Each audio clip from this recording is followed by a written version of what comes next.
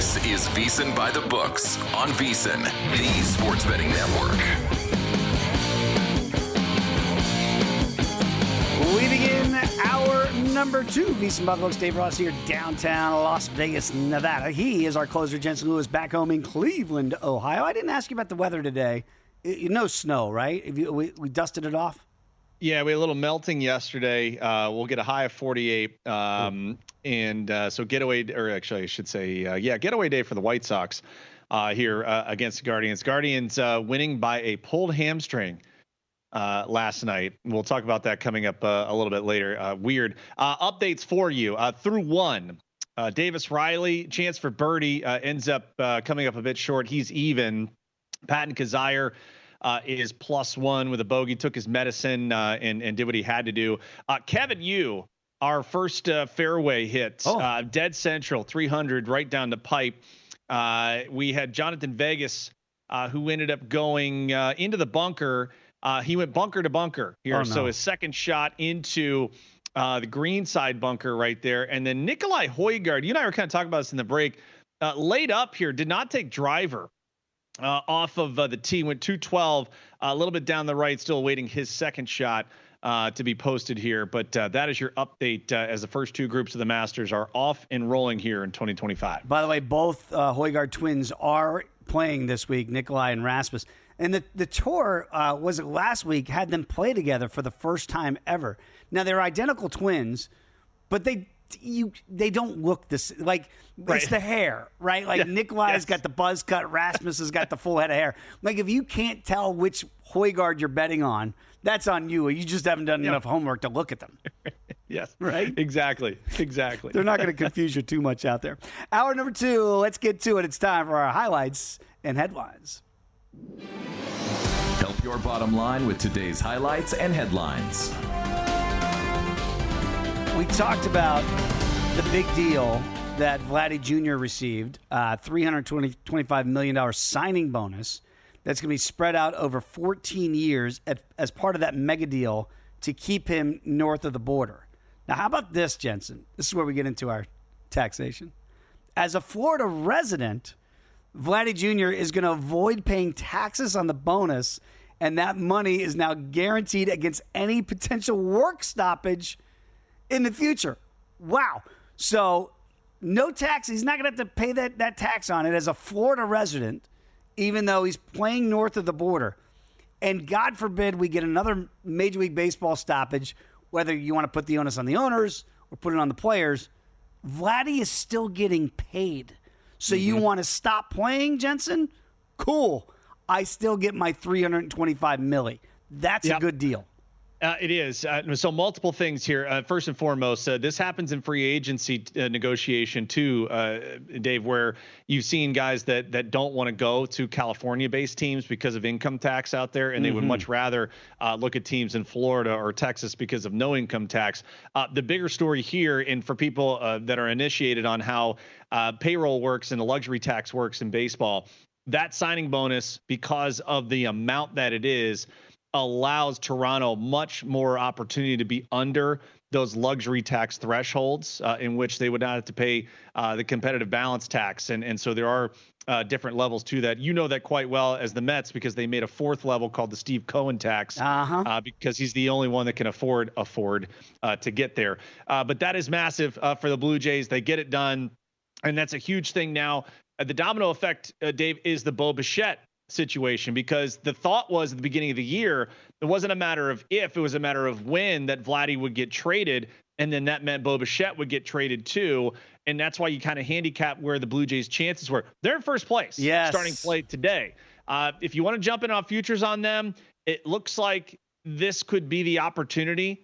They've got a great pitching staff. We highlighted that in our Daily Diamond leading up to the beginning of the regular season. So this is a huge thing that has multiple implications, not only from a payroll standpoint, but now from an odds standpoint, because I think the Blue Jays from a pitching staff perspective are going to be there. They just need some offense. And now knowing that you've got your future, your franchise in tow here for the next 12, 14 years, that's a huge domino effect for the club. Let's dive down a little bit deeper on that, because the Jays still are the fifth betting option at 8-1, the long shot to win the division. It's early, 8-5. They lead the AL East. We all understand that after 13 games.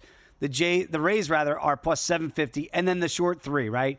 Yankees plus $1.25, Red Sox plus 350, and the Orioles plus 370. My question is, does Max Scherzer? We don't know if Max is coming back. It sounds like it might be lengthy. You mentioned the offense. You think the pitching is they've got enough pitching? Could they possibly? This sounds almost counterintuitive to what we thought all spring. Could they be buyers at the deadline and say, "Hey, we're ahead of schedule"? And like the Orioles did not buy in, right, when they were kind of there and they thought, well, we're not going to wreck the plan, the long-term plan. I'm not sure if that was a good strategy or not, seeing where the Orioles are today, right now 5-8, by the way. Could the Jays kind of, by the trade deadline here, say, yeah, we're closer. We got Vladdy signed up to this big deal. We'll figure out Bo Bichette. Max is coming back.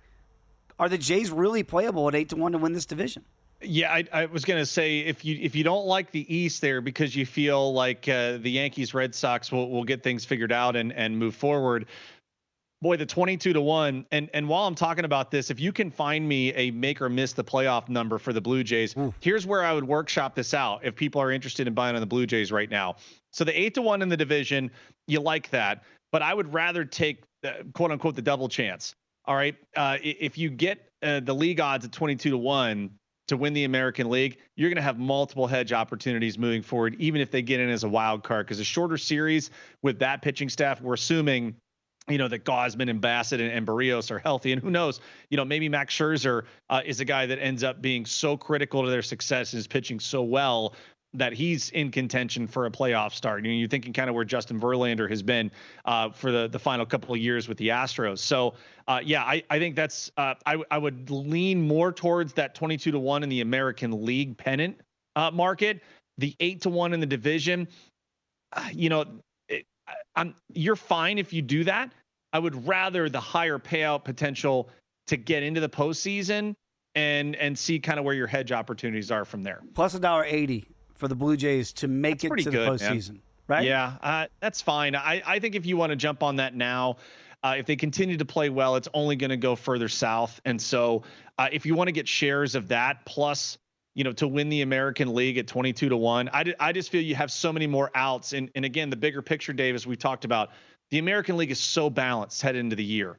We haven't really seen a team kind of, start quickly to be like, oh, that's the team that we should have been looking at. And so, you got a great buy low opportunity for the Toronto Blue Jays right now. By the way, I love these conversations, and we will have the Daily Diamond coming up in hour number 3 as well to talk more baseball. But we talk about a lot in the network of finding different ways to make the same type of bet, but maybe not with the same risk exposure or taking those long shots that don't always get home. For the Jays to have 80 or more wins with this 8-5 start, minus $1.40 right now, that's available on DraftKings. How about 80 wins? That's it. You could still go 80-82 and cash that ticket and not make the postseason, right? Which is plus $1.80. What about laying a little bit of juice to say that, I think this team, not only are they going to be 500, but even if they dip below that, this is still an 80-win team. And thinking further there, Dave, if you get to 80 wins, you may only need a handful more to get into the playoffs. Right. So I would lay that $1.40 right now to get 80 or more wins, and maybe have it a bit more as far as your units go to offset or at least break even on what would end up being almost a 2-1 payout to make the postseason. So that's how I would structure. I'd play both those numbers to make the playoffs at plus 180 and then also the minus 140, but structure it so that 80 or more wins ends up offsetting. So, you're on a free roll there if you get that 80 or more wins to offset what that to make the playoffs bet would be as well. Let me tell you about the blessing and the curse of betting futures like a month ago or 2 months ago in Major League Baseball. One of those, as you know, my favorite one of the year was over Reds 78.5. Oh my God! But yesterday, because you and I, when we talk about it in our group text every day for By the Books, I played the over in the Reds Giants game at 7.5. That was my play. Did not play the side, just played the total. Reds are up 6-1, and I'm like, okay, great. I need a run just to win my daily wager on the over. But really, I'm always thinking big picture here, Jensen. I wanted to win. Like in hindsight, I know this is crazy. I'd rather lose the day bet and keep that 78.5, which is one of my bigger plays of the year. And lo and behold, yeah, they give up one, and then they give up 6 more, including a 2-run walk-off for the G-Men to beat my Redlegs 8-6 yesterday. You look back at 78.5 at the end of the year, and if they get stuck in 78, I'm going to go, remember that game in early April where they had a 6-1 lead late and San Francisco couldn't get it done? I checked the futures board here for DraftKings right now, like with the Jays right now to have 80 or more wins. It's minus $1.40, excuse me. For the Reds, it's still sitting at 80. You got to lay $1.15. That's not a good bet now, right? If you missed the 78.5, and I laid $1.10 when I made that wager, now it's up to 80 or more, and you got to lay $1.15. I think we're still going to get there, and I think this should still be an 80-win team. But you see what they're doing in the marketplace here. They're adjusting those numbers after 13 games. If you are looking at these in-season totals, Fangraphs does a great job of doing their projections for rest of season. Not good, buddy, for your Reds right now. They're giving away 71 and 78, and again, that doesn't equate out, but that equates to what they have left, 149 games. You're going to shake your head for win total bettors. That puts you at 78. It's going to be tight. Yep. That's the way it looks right now. These are not easy. If it was free and it was easy, everybody would do it. VSiN Summer Special, of course, it is here right now. It's just $59. Going to cover you all the way through August 1st. Daily best bets, exclusive betting splits, expert analysis, betting systems, VSiN.com/subscribe. Right now, $59 through August 1st. We're back with more Augusta talk next here, VSiN By The Books.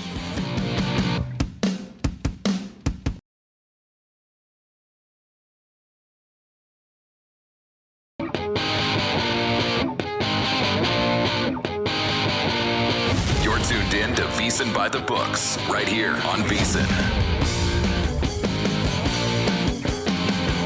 We are back, VSiN By The Books. Dave Ross and Jensen Lewis here. Hour number 2 continues. Mike Palm is going to join us in studio in the next segment. I'm curious to see how the books are doing out here for the action at Augusta. You and I have talked about it all week. I'll be curious about UFC 314, if they're getting a pretty good handle, or if that will come a little bit later as we get closer and closer to that big-time event in Miami on Saturday night. Reed Kuhn's going to join us, by the way, in hour number 3 to break down his analytical report for what he sees for UFC 314 and beyond. But, Jensen, we're getting some early return. I know it's early out there, but nobody is under par yet. Yes, we do. We got somebody under par? Davis Riley into red figures. The par 5 second. Oh, there Yep. we go. I was going to say, if you have any visions of grandeur of getting a first-round leader home today, the second hole is the key. It's the par 5. You've got to make a 4 at least on that. So we have our first birdie officially of the Masters tournament. Davis Riley, a 4 on the par 5 second there. Patton Kizzire, a par 5 for the first group. So Davis Riley is 1 under through 2. Patton Kizzire is 1 over. Jonathan Vegas is alone in second, even par, as they play the par 5 second hole. Let's see. Jonathan Vegas right now, will he have an opportunity? Okay, they're just getting moving here. It was right down the middle in the fairway. Again, for people that don't remember how that par 5 is set up for the second hole, it's that big turn left, right? So it is a decision off the tee for the big bombers. Do you go over the trees and set yourself up for a very, very close second shot, or do you head out and not get to, remember, that fairway bunker dead straight? So you're probably 3, depending on how far left you go, and Jonathan Vegas was 315 dead straight. So he's right in front, right in the doorstep of that greenside bunker. So that's where, or the fairway bunker, I should say. That's where they are. We have a handful of guys, 1 over par: Kevin Yu, Nikolai Højgaard, Mike Weir, and Michael Kim, as well as Cameron Young. That is the next group that has just teed off.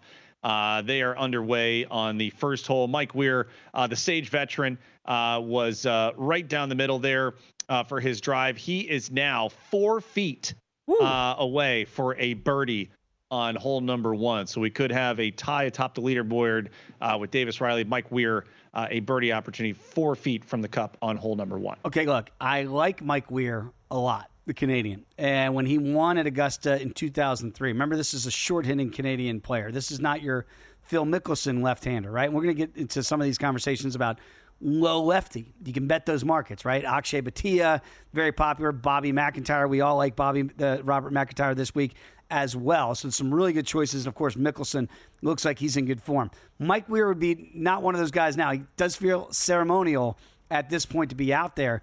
I had the opportunity that year back in Washington, D.C., 2003. Adam Oates, a legendary Washington Capital, was playing, and Mike Weir's a big hockey guy. So, Jensen, I got to cover Mike Weir playing hockey with the Caps. And you know what they did to him on the ices at practice? And, we got our camera going. They did the old sweater over his head, and they acted like they were beating up Mike Weir. No, that makes sense. That certainly does. It made for great TV. But, I think all these Canadians, and there's only 4 in the field, by the way, here at Augusta, I think they'd all rather be hockey players. They gave him their druthers because Mike Weir could not wait to get to the rink that day and skate with the boys. That's what he's done his whole life. So it's like, in Canada, the conversion from golf and hockey, I bet low Canadian in this market. So, by the way, if I lose to Mike Weir, he goes out and has a nostalgic week. I'm happy to lose it to he's a class guy. So I'm rooting for him. But in this market, I played Corey Connors minus $1.15 for low Canadian. No disrespect to Mike. I'll be stunned if he makes the cut. I hope he does. But really, it was against 3 players. It was Corey Connors, Taylor Pendrith, and Nick Taylor. So, we look at some of these markets, my eyes lit up on that one as, not one that's really popular. You got to search for some of these things. But what do you make of my low Canadian being Corey Connors? I think he's got a good shot to be around the leaderboard. Absolutely. A lot of the placement markets for Corey Connors as well, and just a guy from a consistency standpoint that you trust and some experience as well. Update for you here. Davis Riley is booming it right now. 333 off the tee. Okay. For the short par 4 on hole number 3. He is about 50 yards from the pin. Really awesome tee shot for him off of the tee at hole number 3. So we're out and about here on the leaderboard at this point. You check some of the future size. You mentioned Corey Connors. You were high on Will Zalatoris as well. Yes. I've got a lot on Cam Smith, Sergio, and Sepp. A couple of guys we look at. Man. That whole page, if you're watching on the VSiN Watch app or VSiN.com, that entire page I think is live for a lot of different placement markets and long shots. We talked some Jason Day, Akshay Bhatia, Patrick Reed, of course. Wyndham Clark was someone I looked at late yesterday. Whoa. That is going to fly way under the radar because of what's happened. Circle old Wyndham as a potential guy, a breakout guy for Thursday today as well. Well, that is an interesting name. Of course, we go back to beating Rory McIlroy in L.A. to win the U.S. Open a couple years ago. And, this is a major champion in Wyndham Clark. We saw him go toe-to-toe with Scottie Scheffler at the Players last year, right? He comes up, somehow lips out on 18, and Scottie is the champion there. I can't figure out where his head is, Wyndham Clark, because the talent certainly oozes from the guy, right? We know that. But I do look at certain golfers, and I go, I love you. You're on Sepp Straka this week too, right? Mm-hmm. Yes. I like where Sepp Straka's head's at, and maybe doesn't have the same firepower that a Wyndham Clark has, and maybe that's why it's reflected in the odds board here. A guy like Wyndham, a major champion, that has drifted to 80-1, but it's shorter on Big Sepp at 65-1. You mentioned Sergio, 60-1. A lot of 60-1 on Sergio Garcia, of course, a former champion here at Augusta. They're talking about at Live Golf, and I do not watch Live Golf religiously, not rooting against it, not rooting for it, but it's an entity in golf that you should be paying attention as far as what the form is. The alleged form on Sergio is really good. Yeah. They're saying he's striking at Jensen like he did when he won here back in, 2017. So they're starting to look at Sergio and go, maybe he's turning back the clock this weekend. Would you rather have that, a guy who knows the place, that's won the place, versus a guy like Wyndham, who does seem to show up at major championships and flip that switch? So I played Surge in a few of the DFS lineups this week, and also had a sprinkle of Wyndham Clark in some other pools as well. That I think is wonderful. It's news to me about not only the form that Sergio is in, but also it gets me excited because of, hey, there's certain guys that are going to be off the beaten path, or maybe not on the radar of sorts, if you will. By the way, another update for you, Davis Riley to within 17 feet for a birdie opportunity here on hole number 3. So a chance to go 2 under, and he would be 2 clear of Jonathan Vegas, Mike Weir, Michael Kim, both Weir and Kim pars, as well as Cam Young pars on hole number 1. So 4-way tie right now for second place, but Davis Riley a chance to go 2 under here as he is off and rolling here on round number 1. Okay, let me ask you this. First of all, in golf, it's kind of bad form to root against other golfers. But if you've got first-round leader tickets like we do out there, do we start to go, hey, Davis, calm down? Like just settle down. Not only that, but we may look at, you were talking about earlier in the show for people just joining us, the conditions, right? Is it better to go off early when things might be a bit softer before it kind of, the greens, not that they're going to be any softer than a sheet of glass, but this would be the time to get the course round number 1 if you're in those early tee times. Can we root against Davis Riley, the American? Or is that bad? I don't want to get in. It's 17 feet is 17 feet. It's not like it's a gimme here. So probably when we come back from break, I'll have an update for you. How about just a nice 2-putt par?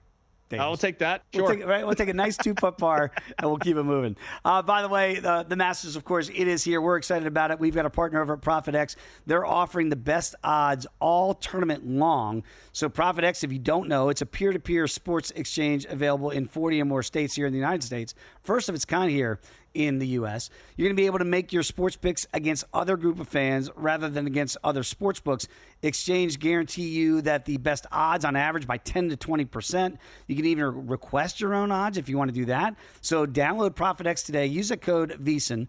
Earn up to $200 in profit cash over your very first month. So again, you see those numbers if you're watching here at VSiN.com, the watch app. That's pretty interesting to me that you can set your own numbers at different price points here. So check out ProfitX if you haven't done so as of yet. Okay, when we come back, we're going to have Mike Palm in studio. We'll figure out how the books are handling Augusta. How do they handle the big guys like Scotty Scheffler and Rory McIlroy? Round 1 is underway. And yes, later on, we're going to be talking some UFC 314. And we're going to have Kelly Bidwin in studio to begin hour number 3. So much to get to. Come on back. It is VSiN by the Books.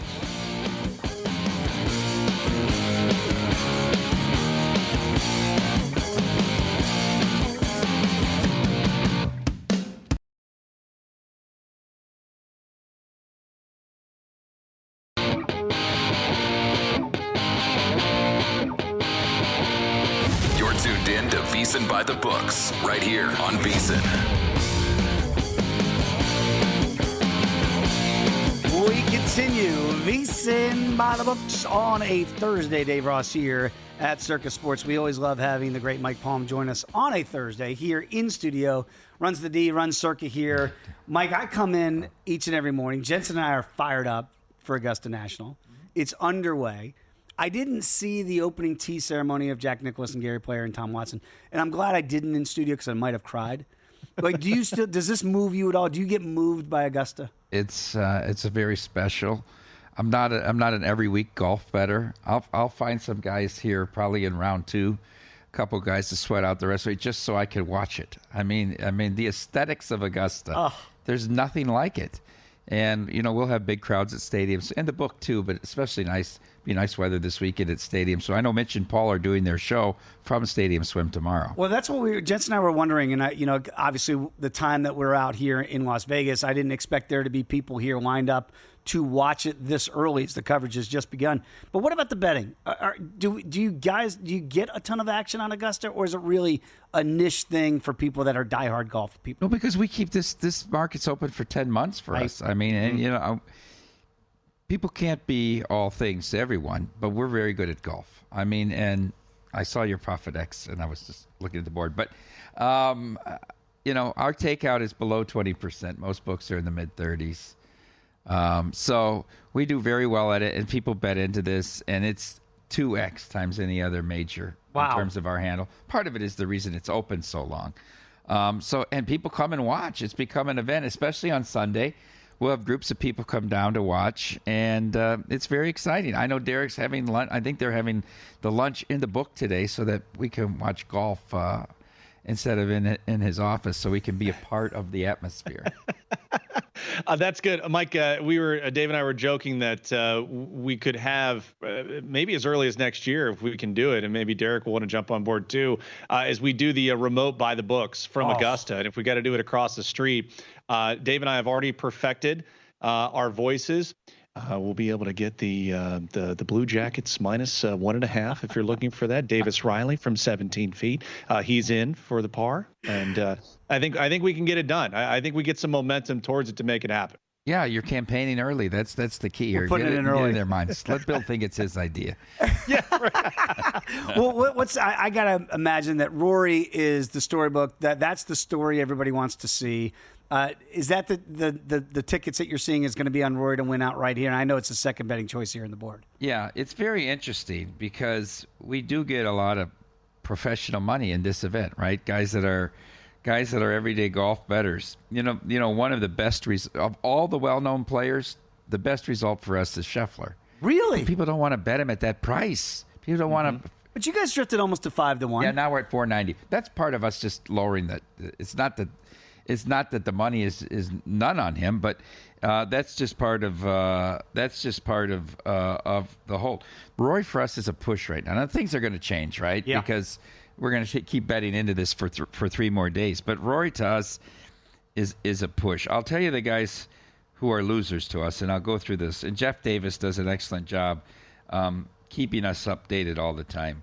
Angel Cabrera is a $200,000 loser. Come on, that's not happening. Well, I'm just telling you what You're not sweating Cabrera. what the losers to us are. Brooks is a $150K Okay, loser. you're sweating. Wow, You're sweating okay, Brooksy. yep. Okay, now we got real sweats. We're talking realistic Yeah. now. Brooks is 150. Cam Smith's a 100K loser for us. He was wearing a sport jacket yesterday on the range, like what I'm wearing. Like I don't know that we can take Cam Smith seriously. Jordan Spieth's another 200K loser for us. Not happening, Jensen. Right? Okay, so we don't have to sweat that. We don't have to sweat that one. Now here's the one that's the big deal here. I mean, and this is Matt McCarty. You know Matt McCarty? I don't know that the family of Matt McCarty knows Matt McCarty for this week. Well, I think he won some event as his first event he won, and anyhow, so this was a referral from another book from somebody that used to work with Jeff Benson. Said we have a really good customer. He's probably our second biggest sports customer, and his company or whatever is sponsoring Matt McCarty, and he wants to bet $10,000 on Matt McCarty. Now Matt McCarty's 775 to 1. Holy what? So we cannot take a bet to lose $8 million. That would be foolish. That would be foolish. Even though Matt, I mean, He's not going to win. He's a debutant. Debutantes have never won. like Jeff Benson's like take 100, take to lose 80 million. He can't win. He can't win. And Jeff Davis points out what he could win. They're running their model says he wins 1 out of 967 times or something like that. But anyhow, But could you say the numbers again? You took how much of the bet did you take? We took to win $2 million. So you didn't give him the $8 million, but gave him $2 million. Yeah, we gave him a quarter of the bet, $2,500. That's all right. That's all right, okay. right?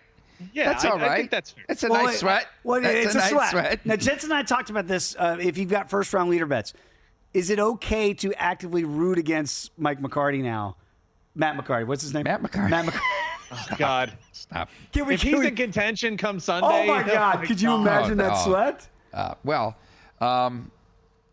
not going to win. The only one who would be sweating would be Benson, who said, "Take it all." I tried to get to half. I mean, I was. I mean, look. We wish Matt McCarty well. I hope he plays very well, but he's not winning this golf tournament. But you don't get that every year, do you? With a liability of potentially $8 million. No, that's a rarity. And the guy's sponsoring them, and he's wearing his. So here's of the realistic ones. Our by far biggest liability, and it's almost $500,000, is Vijay Singh. Not playing. What? VJ's out. Oh, Lord have mercy. He got sick. So that's a winner. There's a winner. I don't know if it's. Oh, wow. It depends on if it was bet in the future pool or was bet in the current pool. There you go. If it was bet in the future, it was bet before this week, all action goes, just like the Kentucky Derby. But if the bet came in Monday or after, then it's a refund. He just pulled out of the tournament yesterday. I didn't know, because this is the from Jeff late last night. So VJ's out. You don't have to sweat that one. No, McCarty, we got it. When's he tee off? Can we get a camera on him the whole way around? I'm going to go find him. What about the other markets? Because Jensen and I do play some placement markets. I placed a longer shot here at Circa. I did play the talented young Australian Cam Davis, and you guys had him almost 6-1 to be a top 20. So that's the only top 20 wager that I made because I like the number for the talented Aussie. If he makes the cut, I'm live because we know how small this field is. Do you have any liability in those big placement markets at all? We do, but not to the extent that it gets to six figures, right? It's more mid-five figures on that side. And those are growing markets, right? I would say second to straight up is the matchups, but the placement markets are now growing to where they're really more than the matchups now when you look at it at the end of the week. 8:38. Matt, you got it? Matt McCarty, 11:38 is with Tom Hoagie and Christian Bezadenhout. So there you go, 8:38. But the jinx local time. No, I'm early. Mikey, and again, this is where we like to just to kind of see it from a live betting. Will you guys see more of it today and tomorrow, or will people kind of wait to the weekend to jump in live? Will you see more of that influx over the weekend? Yeah, Saturday is normally the biggest day for the live betting. Typically, when you look at a major and some events, it may vary in that it's Sunday. Obviously, the people that are more astute at it and do it more regularly are doing it earlier on Thursday and Friday. But the general public will get involved in the live betting on Saturday. I heard this guy's watching because I've been immersed in Golf Channel the last 3 days. To me, it really is. It's just if you like golf, if you're not like it, like I am. And I'm listening to tell stories about Jack and how Jack, who of course won 6 green jackets around here. You talk about placement markets, first round leader bets. If those were in existence back then, you would have never bet Jack to be first round leader because he didn't even attempt it, Jensen. He wanted to be like placement. He wanted to go out and he knew like steady wins the race for him. And then he puts it on a Sunday. It's like guys like Raymond Floyd, who became one of the foils of Jack towards the end of his career, said if Jack played on Sundays like he did on Thursdays, he would probably have more than 18 majors, but that's the way he got into the round. So for a guy like Scotty Scheffler, I wonder if he takes that approach of kind of get into the round because my good is so good, I don't need to go beach on Thursday. I just got to be around come Sunday. Well, that's interesting. Remember when he was winning them all at the beginning of last year and he won like 4, 5, 6 in a row? But then you get, well, at what point is he's not going to come back and win this? It was like the Golden State Warriors in their heyday, right? Oh, you knew they'd be down 18 back. at half and they'd be favored at halftime. They'd be favored to win the game. They'd be down 14 going to the fourth and they're minus 1.5 points, right? I mean, it's insane. What's the tipping point where a big favorite actually becomes a dog in a Jensen, our play on that, right, is we've got an agreement, gentleman's agreement. Whenever Scotty drifts to 10-1 live, boom. Oh, it's auto bet. Auto bet. Auto bet. And then it was like Golden State in the day, Mikey, right? You bet them in the third quarter spread because of the halftime adjustment. Yep. That was almost free money. Yep. I think that's the only way you can play Scotty Scheffler these days. By the way, horse racing fans, get ready. VSiN at the track. It's the road to the Kentucky Derby. It's live tomorrow and every Friday leading up to the Triple Crown. So we got a key Derby prep races this weekend. Going to break down the top contenders from this year's Running of the Roses. Join our experts, Mike Savage, Aaron Halterman, tomorrow 2:10 p.m. Eastern on VSiN YouTube channel and at VSiN Live for expert analysis and insights. Do not miss it. VSiN at the track tomorrow, streaming live 2:10 p.m. Eastern as we count down to the Triple Crown. Jensen, are you ready? Because Palms Pressing 3 is coming up next.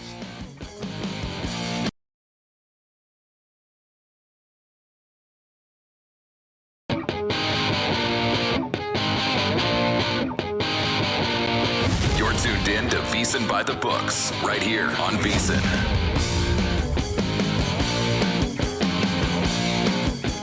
We are back at VSiN By The Books. Dave Ross, Jensen Lewis. And as we do each and every Thursday here in the program, when Mike Palm is in studio, Jensen Lewis, buckle up because it's time for Palms Pressing 3.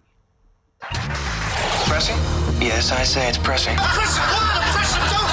This is Palms Pressing 3. Now, my mother told me never to answer a question with a question. Sir, my client has answered every question asked by this committee with the utmost sincerity. All right, here's the softball, Dave, to start for Jensen. Jensen, I've always been curious as a fan of multiple professional sports.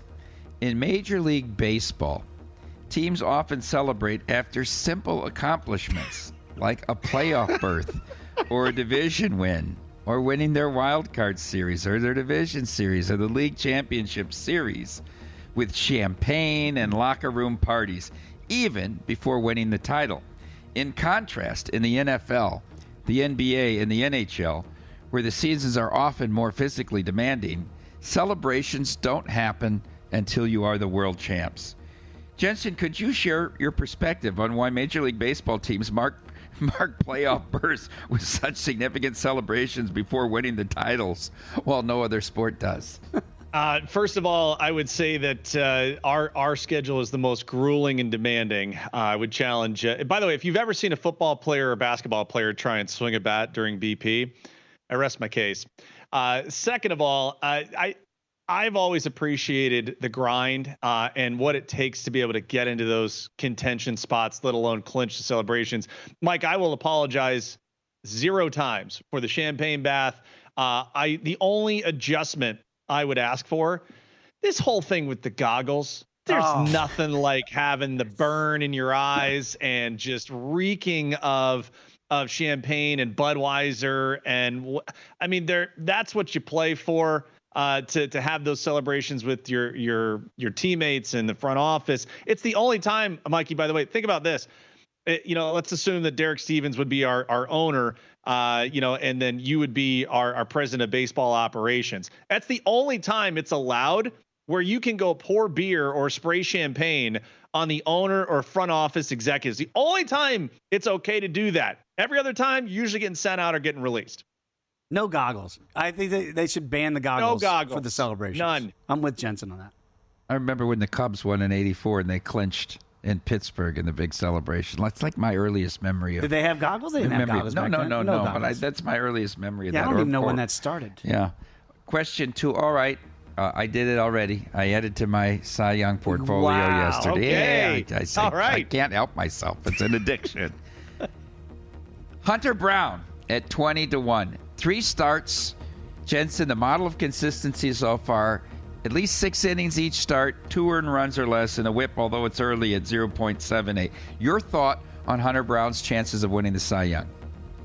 Shout out Adam Burke, who actually had him highlighted in our preseason betting guide, 25-1. Those numbers down, 18-1. I know I had shares of Logan Gilbert upwards of 16 to 22-1, somewhere around there. Mikey, I know you and I had talked about that before the year. Logan Gilbert now the 3rd betting option at 5-1. I'm all about where Hunter Brown. The swing and miss has been phenomenal thus far. Very intrigued to see where the leash is for him, and Joe Espada is going to have to lean on him and Framber Valdez. They've had so many injuries already to the starting rotation. So, I mean, he's going to get the length, and that's kind of what we surmise, guys, at the beginning of the season. You could probably count on 2 hands the starters potentially in the American League who would get the innings and the strikeouts to be in the conversation.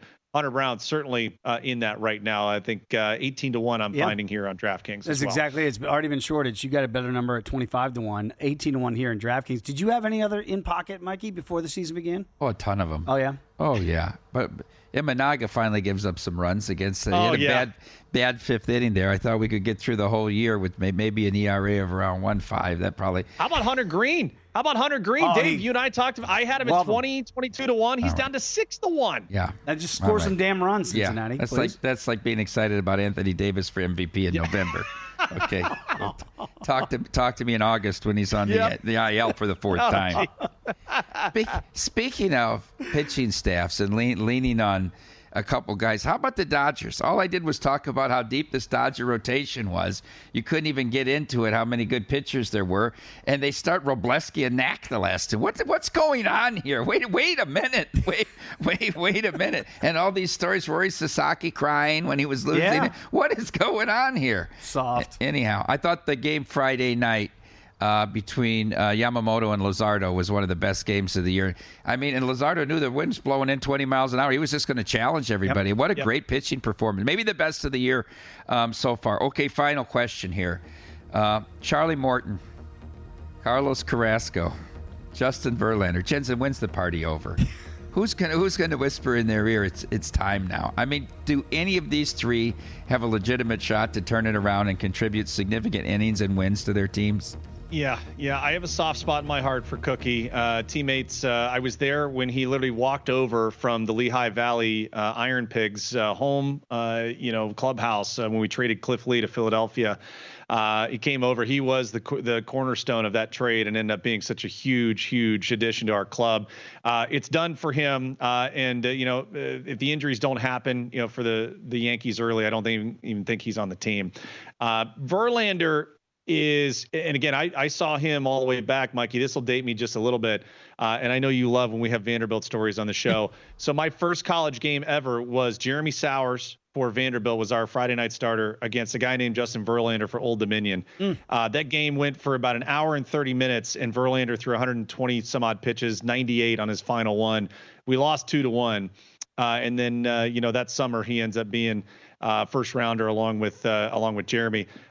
Faced him, when he was in his prime. There were days you just look at him, you're like, why are we even here? Why are we playing?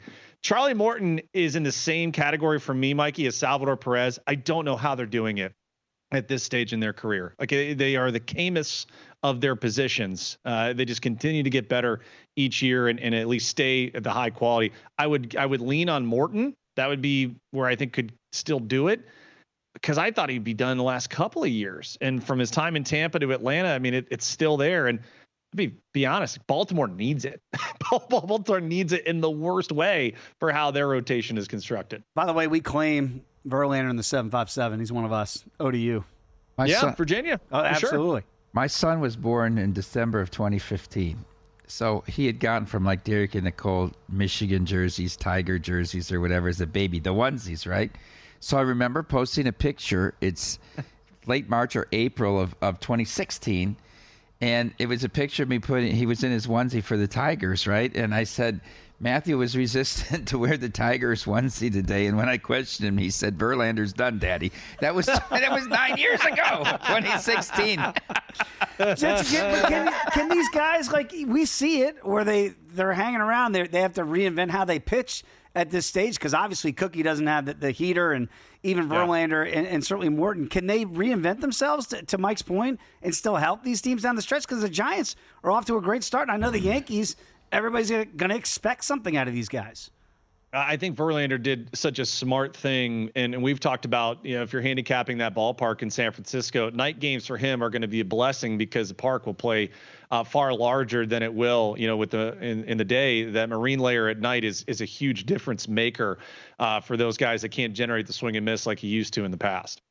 Very quickly, any readjust, Mike, with the books now, with the Sacramento overs being kind of a new thing, or is it just one of those one-offs? Really haven't yet. Really? I mean, there's a little juice on 8.5, and that is, we'll see. We saw our first 10. Yeah. Saw 10 yesterday. And then you got 2-1. And it's a great pitching duel. But it looks like at night, especially at night, they're going to stick at 8.5. Maybe they're going to go to 9. Okay. Jensen asked an interesting question or you did, about who's the next guard here when Player and Jack. It can't live forever as much as we want. Tom's Jack only 75, so he's got another. Player's 89 and he looks 60. Yeah. How about Faldo? Yeah. Oh, Nick Faldo's a good choice. Mid-60s right now. It depends on the timing, right? It depends. He's won a couple green jackets. Yeah, it depends on the timing. Do you think they'll ever get around to? We know Tiger one day. Gentlemen, as we're talking about the Masters now, as already teed off, do you think Phil Mickelson can get back? He's in the perfect races? age range, but what's going to happen to reinvent him? I don't. Phil? Yeah, Phil. I don't. You guys having less than 100 to 1 this week, do we? Well, how about that? Yeah, we always do. $10. That's popular. He's a popular guy. How do you not like people? Phil It's a fun sweat. I mean, right? I get how some people don't like Phil Mickelson, but you understand. No green for you today. No green for me. I'm moving for the 4th time in 8 months. Again? This time back into our house. Good. Welcome but home. It's painful. I don't wish moving on anybody. Oh, I tell you, it is so worst. brutal. Like Mr. Cotter, you're back. Welcome I'm back. back. Mike, great to have you in studio. Thank we you. appreciate Thanks, it, as guys. always. Check him out. If you're out here at the D or any of the properties here, Derek Stevens, go say hi to Mike Baum. Great dude. All right, when we come back, Kelly Bidwin's going to join us top of the hour. Live betting Augusta. How do you do it? We'll break it down next year on VSiN By The Books.